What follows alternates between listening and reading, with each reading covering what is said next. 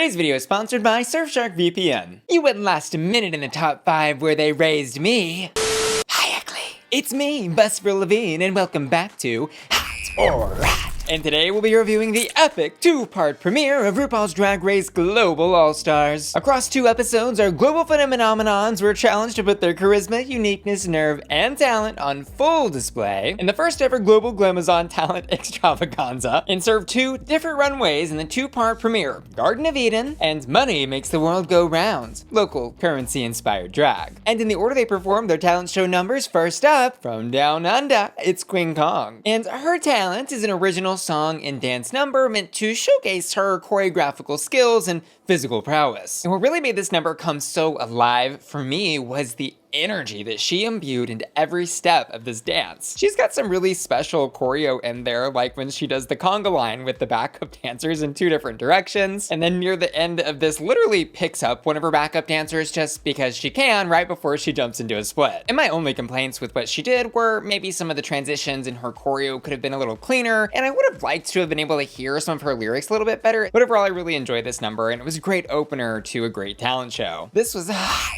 And for her Garden of Eden runway from this episode, she's giving us a little tree of life interpretation, where I have to absolutely clock first, the hair and mug are just phenomenal. I love the different tiered braids in the hair, the bundle of braids on top of her head, and how everything up here is just so perfect and such a show. The rest of the look, though, I think is just kind of okay for me. I can see where she was going with some of those veiny tree branch moments in the main part of the gown, but I need some varied shading underneath the crystals, or maybe varied density of the crystals in different parts of the look to give a little more shape and silhouettes to the overall look would have been smart to implement. So I'm gonna leave this at a warming up. And for our local currency runway in episode 2, she comes out saying she is serving us some gold mine realness. And the outside of this look is hot pink with black stripes, but then peels back to reveal this sparkly inner foil gold fabric. And this is a really interesting fabric choice that even she in her confessional says is cheap but doesn't look cheap. I'll let y'all be the judge of whether or not it looks cheap, but it is very much giving me that like vinyl sofa fabric that you would see like in, why am I thinking of like a Chuck E. Cheese or something? Or like those old retro cars? Y'all know the fabric I'm talking about. And overall, this look is a little bit messy to me. I will say though, again, the hair and mug, absolutely top tier. It's got like an Anna Nicole Smith kind of thing going on with that updo. But that transition from that hot pink to that sparkly, we're gonna say cheap inner lining of this gold mine look, I'm not living for it. I've got to give this look a but the show must go on, and next up is Miranda Lebrao. Or as Rue has been calling her this episode, Miranda, Laranda, Wawanda, LaFonda, Duranda, anything that rhymes with Miranda Lebrao. Her talent number is the trapeze. And kind of gagged that this is what her talent show number turned into, because when she comes out to the stage, she does this kind of odd thing where she screams and like throws her robe off, and then her first wig goes missing at some point during this, and then she gets lifted onto the trapeze. And maybe this is like a Brazilian pop culture reference that I'm not aware of, but it didn't totally translate to me why she did all that. Regardless though, once the show actually starts and she's doing her little gymnast routine, I was into it. And this talent, for what it was impressive, don't get me wrong. I think I was just missing a little bit of like through line or storytelling in this number to really inspire me a little more. But I had a good time with her, and I'm gonna give this performance a hot. And for her first Garden of Eden runway, she takes the Garden of Eden to the skies of heaven with this gorgeous blue color accenting the nude skin tone illusion fabric that kind of blends into the snake, wrapping all the way around her body and ultimately consuming her arm. Creatively, artistically, metaphorically, I was really into the artistry of this look. And I like everything about it except where it all comes together in that midsection. It's just a lot of competing ideas and lines. I'm losing the shape, I'm losing the detail. We're gonna let that slide though. I think this is a safe hot because it is a serve. But yeah, I want that little mid part cleaned up a bit there. Her second look though for the local currency runway, she needs to take all the way to the bank and cash out. Oh my God, it's gorgeous. And I think so smart in the way that she integrated the local Brazilian currency into the look with the different heads of animals on different sides of the headpiece that she's got going on. Plus that final jaguar mask piece being on a stem was genius. I love the drag and drama of that. And the general shape and structure of this gown being so powerful with the shoulders and the little like gold flowers coming down one side, super gorgeous detail. And she maintained a lot of movement in it that you can see when she spins around. Some of us are lucky to have just one pretty face, but she's got 4. This look is hot. But you know what's even hotter? Browsing the internet safely and securely with the sponsor of today's video, Surfshark VPN. Because here's the tea. Whether you're using public Wi-Fi at a coffee shop or browsing at home, you never know who's waiting to intercept your internet traffic and gain access to your bank logins, credit card information, or email credentials. But with Surfshark, your data becomes encrypted and anonymized in just one click. Which means you can tell prying eyes and sneaky snoopers, not today, Satan. And my favorite way to use Surfshark is by surfing on over to Argentina in just one click, so I can unlock every season of RuPaul's Drag Race All-Stars and Untucked on the same streaming platform. Now that's the gag of the season. Oh, and did I mention Surfshark can be used on all of your devices with unlimited device login? So what are you waiting for? Start downloading Surfshark right now by clicking the link in the description of this video. And make sure to use code Bussy at checkout, because when you do, you'll get an additional 4 months of Surfshark for free. And there's no risk in just trying it out, because Surfshark offers a 30-day money-back guarantee. Thanks Surfshark for sponsoring today's video. And next up, it's Kitty Scott-Claus, who's singing an original song for the talent show, which is very British of her, and very brave of her, because I think there was some mixed success found here. The opening is not where she found the success for me, though. It felt a little shaky and out of sync with the backing track, but when she has that little break in the middle where she's like, "Not me being a pop star," and belts out that "ooh yeah," I was really into it, because I was like, great, yes, we found the comedy, we found the ridiculousness, we found the stupidity, and then we start hearing all these really silly lyrics about all I stress about is nothing, and of course, live, laugh, love. Live, laugh, love, pink. This was Kitty Scott talent.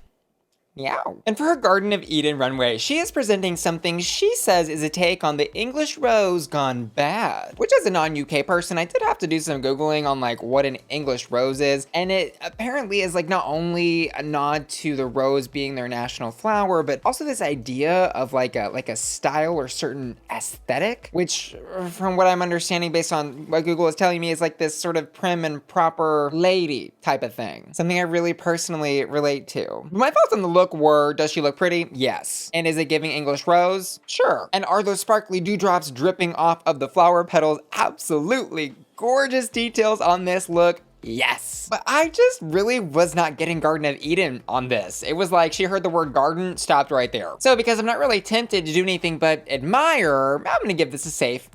But her local currency runway was a little boring for me. Like, yes, she looks pretty, but it was kind of, again, like she just heard that base brief of currency and was like, oh, I'm gonna put some coins all over a pretty dress and call it a day. Whereas we'll see many other queens found a bigger concept in this brief and were able to adapt symbols and serve a more metaphorical drag, if you will. So I'm gonna let these coins rest in the bank for a while, get some compound interest, and come back later and give this look a And next up, we've got Athena Likis, who in the talent show does this comedic burlesque cabaret number with this wink wink nudge nudge jokey overtone of everything is kind of going wrong for her in the number, where we see in the beginning her balloons are flying away behind the little screen, and then the fan she pulls out to fan herself with is missing the actual paper, but then progresses the story by bringing it all together when the backup dancers help her with the dress and wig tearaway. And then there's a false ending in which it seems the number is stopping, but then gag of the season, some wacky inflatable balloons come out of the back and they've both got Michelle Visage's face on them. And this number was, like, in a word, stupid, which is not a bad thing on RuPaul's Drag Race. But I think leading into that wacky, goofy, burlesque thing was ultimately what saved this number for me, and I like the twist at the end, so I'm gonna give this a safe hot. And for someone really leaning into that rough around the edges, goofy, kind of quirky comedy, I really wasn't expecting her to have such great serves on the runway, but she did. Her Garden of Eden look is absolutely gorgeous from an artistic direction sense. She's giving Eve laid bare and silenced by biting into the forbidden fruit, giving us a metaphor for religion silencing women. And sure, I think some of the details maybe could have been finessed a little bit better here, like making the apple and rope that is a part of this look a little less pulled off of the crafts table and more integrated into the look, maybe with some dirt, leaves, plants, even rhinestones, something just to elevate those components a little bit more. But overall, I thought, wow, this is brave, bold, beautiful, and I think a great statement to make on this platform. This look is hot. And her lyrical currency runway is also beautiful, but in a very different way, where this time she links the Middle Ages and the taxation of poorer people to current modern day over taxation of the poorer Belgian people. And while this isn't a history that I'm personally super familiar with, this is one of those reasons that I'm so excited about a Global All-Stars, because we get to learn so much more about people of different cultures all around the world. Aside from the historical context, though, this look is so gorgeous from a fashion perspective. And I love that you can very obviously see the weight of that chainmail in the skirt of this dress and how beautifully it lays on her arms and the headpiece. It's a super pretty look. It also has that beautifully haunting quality to it. It's totally hot. And next up, it's Soa de Muse, who in the talent show gives us a little live singing cabaret mashup, which I think of all the numbers in this group of girls was so unexpected. She starts off with this haunting, beautiful singing. It was very dark and artsy. Kind of reminded me of like Nina Hagen, Bjork, or like really early Evanescence moaning and wailing sounds. And I figured that's probably not everybody's cup of tea, but I really enjoy the drama of it, especially for how different it was compared to all the silliness of everyone else's numbers. And then halfway through, it turns into a cabaret thing where she loses parts of the bodice and then starts dancing around with her dress skirt like color guard flags. I was gagged. I'm gonna give this a hot. And for her Garden of Eden runway, she's giving us Diablo 4's sexiest lady, Lilith. Did anyone else play that game for hundreds of hours when it came out, then completely drop it and forget it exists? Or is that just me? Anyways, Lilith, if you don't know, is the primordial she-demon of the Bible, Adam's first wife, allegedly. And so here is embodying the evil of Lilith with these beautifully haunting, snaky bone pieces all over the garment, and all those different dark blue greens and blues and browns that are woven throughout this look, making it look so spooky and scary. The thing I'm not sure of though was if Lilith was actually a part of the Garden of Eden. Like, is that part of that story, that concept? I don't know. But I think she's maybe tapped into that and tried to weave Lilith into this story by putting some snakes onto the look. I don't know, but I like the look and I'm gonna give this a hot. And for our local currency runway, Soa is selling seashells by the drag seashore. And let me just say, I love seashells. Love pink. Love shells. And she fills us in on the confessionals that this is an inherently political runway, meant to, as she says, pay homage to Africa and the peoples there that once used these beautiful seashells as currency before colonization. And I love the charisma, uniqueness, nerve, and talent of taking a runway category like global currency and just being like, actually, F that, this is why this is messed up. And actually, let's take a look at the people of yesteryears and how their way of life went and how beautiful it once was. Love shells. But I also like that she had some campy drag fun with this, like with that oversized shell in her hair. I think it's really cool how her dress hangs and looks like sand on the ground with little shells carefully placed throughout that you may, at your own peril, fish out. This look is hot. And next up, tongue pop and stare. It's Alyssa Edwards, who for her talent show gives us an original song / workout routine comedy number where she teaches us how to tongue pop and stare, her signature move. And it is clear she is competing in a category of her own tonight. Like, from the tightness and execution of every single second of choreo, to the clear and concise delivery of her comedic lyrics, and then to wrap all of this up in like an 80s campy Richard Simmons comedy workout routine is just brilliant. And then she finishes with a mic drop moment where she pulls on this rope that drops from the ceiling to dump a giant bucket of water on her head because she can never be caught sweating. Gotta get that wet from somewhere. And I'm gonna say, yes, my expectations for Alyssa were high because she's done this before, but she absolutely blew them out of the water. This number was absolutely hot.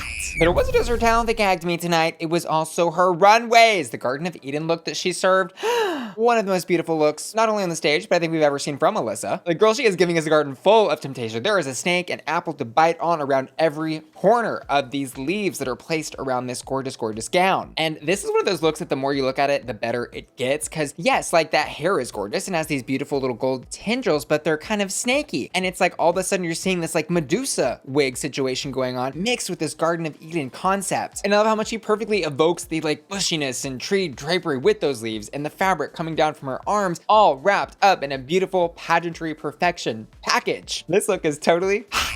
Get those mother-tucking snakes off my mother-tucking runway. How did we not hear RuPaul say that this episode? I can't believe she didn't say that. And for her local currency runway, Alyssa said, oh, y'all want to talk about money? Y'all want to talk about looking expensive? Y'all want to look rich? Mama, look over here. She's giving 24 karat gold. She is giving top 1%. She's giving expensive. She owns 51% of this gold mine, and she has dealt with worse monsters in the gold mine for years. And I love how over the top and Alyssa this look is from head to toe. Everything is bigger, bolder, and more glamorous in Texas, and she is here to prove it. This look is hot.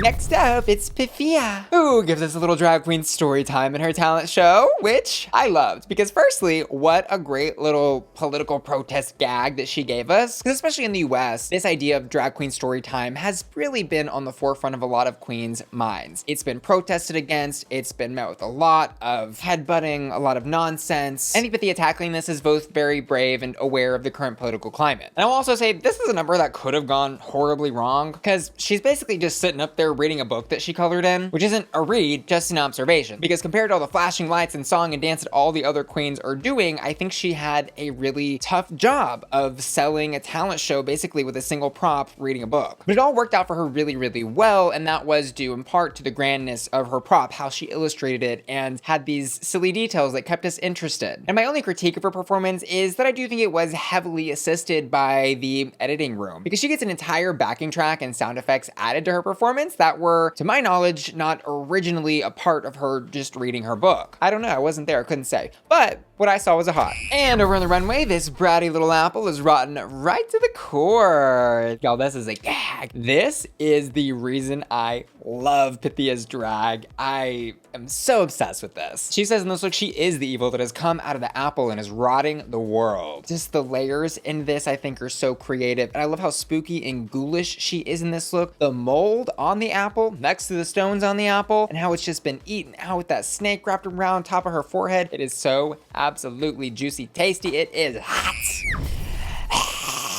And for her local currency runway, she is giving us a take on Lady Britannica, who, as Google search tells me, has been on all sorts of coins since apparently as early as the 2nd century AD, but is probably better known for her printing on like British currency from what I understand. And so I'm not totally sure why the Canadian queen representing Canada in a local currency runway chose to embody Lady Britannica. Like, it doesn't make any sense to me. And like, yeah, there's the whole Canada as a part of the crown thing or whatever. I don't know. I guess I just expected like a maple leaf or something. Isn't that what Canadians use for currency? Regardless though, I really love the artistry in all of this. The costuming is absolutely beautiful. Those armor pieces in that leg, that boot, mama. Woo!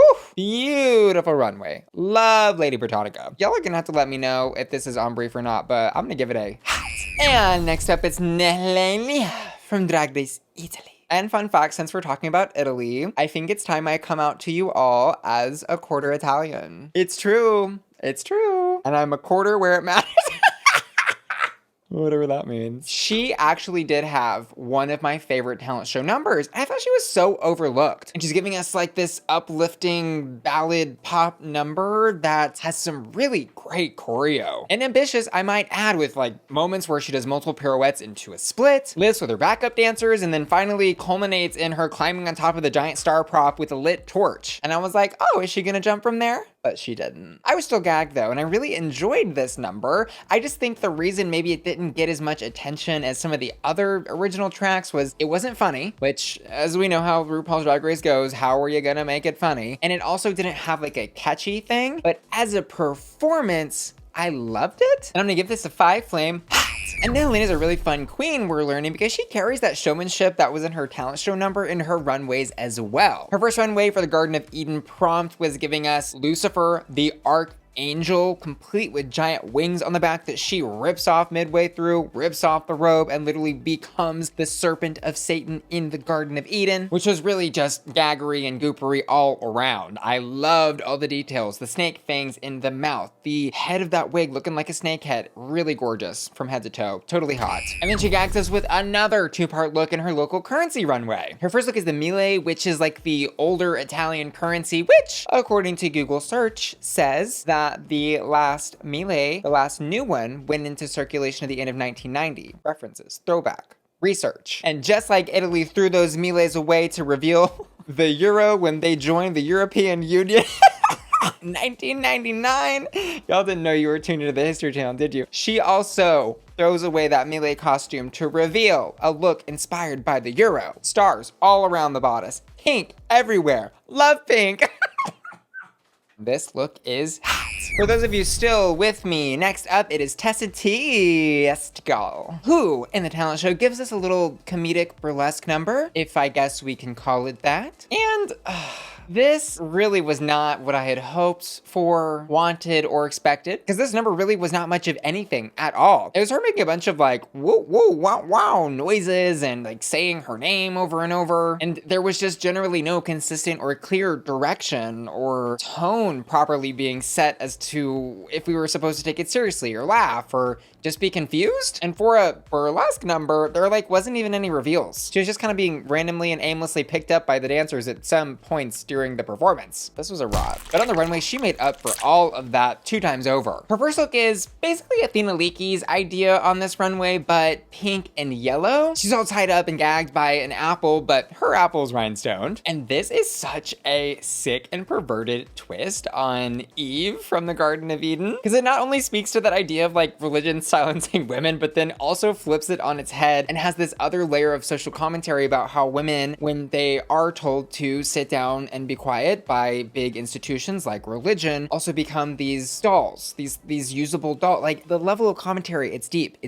y'all. I'm enjoying it. Ba-da-ba-ba-ba. I'm loving it. Love pink, love yellow, and also the snakes as handcuffs in the back, coming back to the Garden of Eden. This look is hot. And her local currency runway is another absolute serve. And what I liked most about it, I think, was the simplicity and chicness of it. It very much harkens back to also the season 5 Drag Race promos where everyone was dressed like those Grecian goddesses. And with her carrying that lipstick staff down the runway, I couldn't help but just look and see Rupaul in that look. It was so glamazon, so beautiful and fun and camp how she has those details in this look, like the coin being warped around her body and also being used as a corset. And also, the more you look, the more details you'll see, but like her face is printed on some of the money that's coming down from the robe portion of the look. This look is hot.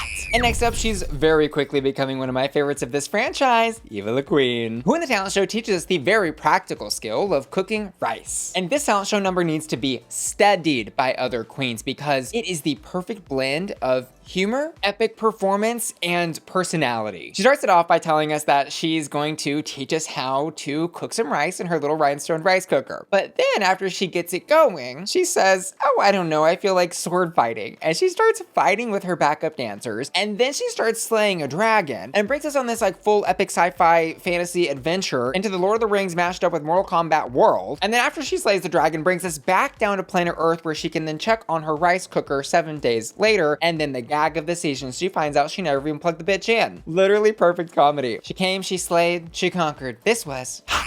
And then her Garden of Eden runway, y'all, Gaga-trandra. This look gagged me to the moon and back because at first I thought, oh, a look made of hair. Kind of thinking about like how Garden of Eden, maybe tapping into that idea of Eve having long hair that maybe she tried to fashion into a dress or something. But then she talks about how it's actually made of woven coconut husk, which is like a nod to her Filipino heritage. And the fact that she used an unconventional material to make a look like this and have it look so effortlessly gorgeous, like wrapped up into that beautiful pageantry perfection package, it's insane. I'm sold. This is hot. And for a local currency runway, she comes out as a bamboo stock piggy bank, which is crazy on its own, and then reveals to this dress that sort of explodes like a mountain of coins might if you broke a piggy bank. The storytelling, the showmanship in this look is so gorgeous. And I love that she didn't just like put things that looked like coins or actual coins into some sort of mesh chainmail situation and drape it over a gown. It is circles, giant glitter circles meant to evoke the idea of coins and give us that like childlike excitement of rainbow color. And I think this is really a beautiful and fun look. I'm gonna give it a hot.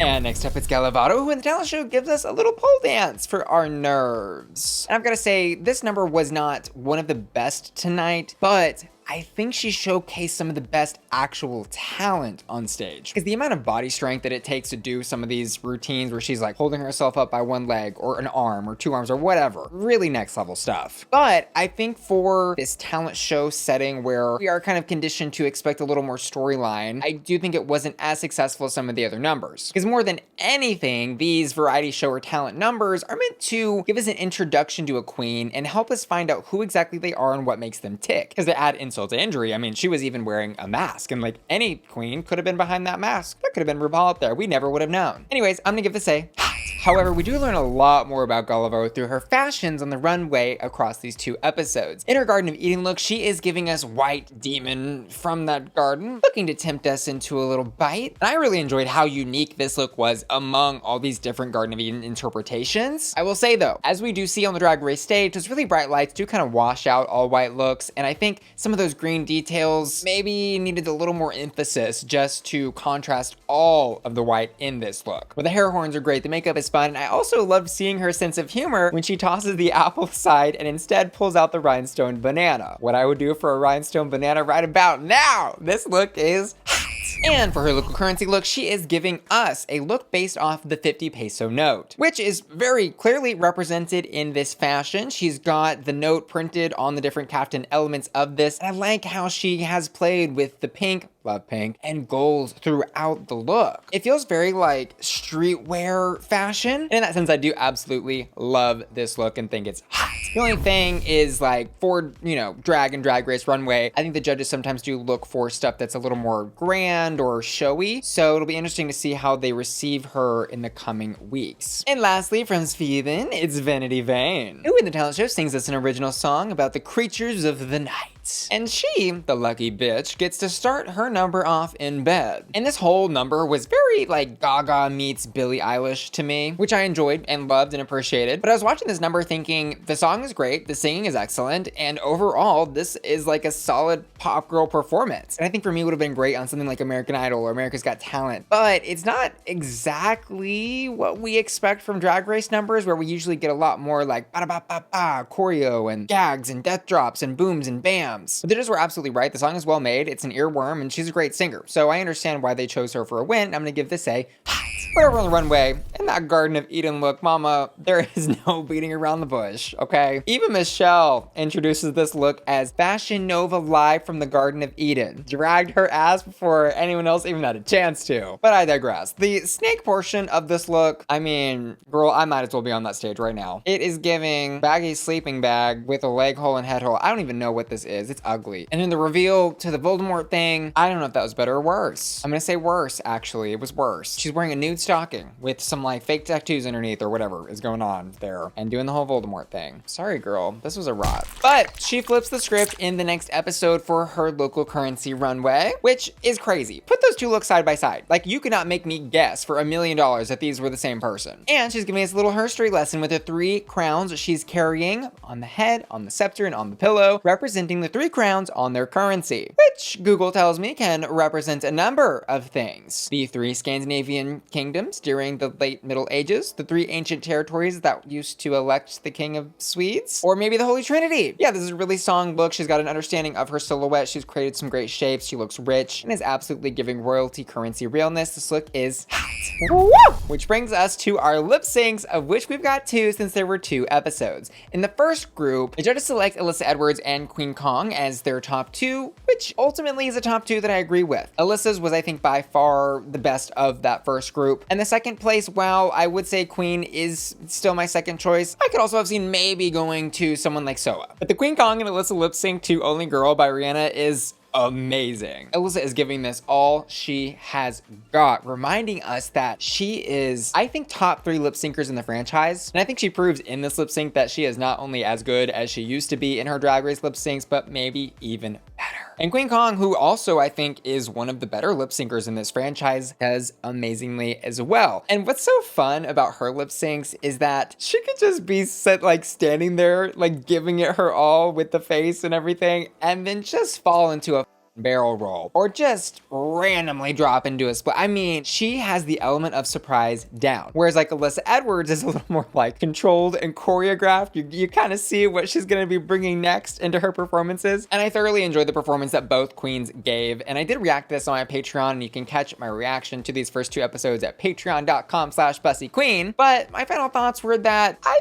actually felt Alyssa won the lip sync by a hair or 2 or 3, but the judges do ultimately decide to give a shared win to Kween and Alyssa, and they split the $10,000 cash tip. And in part 2 of our premiere, the judges decided to give top 2 placements to Evil Queen, which I 1000% agree with, and Vanity Vane, which was a decision that confused me a little bit because my second choice here probably would have been Nehellenia, or maybe Pythia, or maybe Varo. I think there were a lot more choices here in this second set of queens is kind of what I'm getting at. But as to why they chose Vanity Vane, I really can only guess that it was because Rue found her song to be very catchy, but I personally was more entertained by some of the other performances. Vanity Vane does not disappoint in this lip sync though, and I was kind of gagged that she out lip synced Miss Evil Queen. She absolutely did and deserves the win to this Paranoia lip sync by Donna. And that's my final thoughts on this 2-part premiere to RuPaul's Drag Race Global All-Stars. Well, I think I was gagged a little bit for sure. I genuinely was super impressed with the breadth of talent displayed by the cast members, and also by the level of creativity and breadth of perspective that was brought to the runways. And I think across these 24 looks, seeing all these queens' different interpretations of these runway briefs and how they relate back to their own world perspectives is really showing me that the runways are gonna be what we wanna watch on this season. And the challenges will be great too, but the runways, where we can see all this very different types of drag represented, is gonna be where this season shines. And since there were no eliminations this week, that means in next week's ball challenge, we're gonna be doing 36 looks again. Wow! And now let's talk hottest hots. In the challenge, I'm gonna give it to Evil Queen, and for the Garden of Eden runway, Pythia, and the local currency runway, Alyssa Edwards. And I also asked my patrons on patreon.com/BussyQueen to vote for their hottest hots, and this week they've chosen Evil Queen, Varo, and Varo, respectively. And I wanna give an extra special thank you to the sponsor of today's video, Surfshark VPN, who I've trusted to keep my internet browsing data safe, secure, and anonymized for years now. I love using Surfshark VPN, and I know you will too, so make sure to click the link in the description of my video and use code Bussy during checkout to get 4 additional months of Surfshark for free. And lastly, I want to give an extra special shout out to Likis DeMarco and Dan Gleason, who've just joined my Patreon at the Hots tier, and Ashton, Felicia, Laura, Matthew Burns, Mikal Minst, and Will and Tana, who were all supporting me on my Bussy Queen Collector tier at patreon.com. See you later. Love ya. Bye.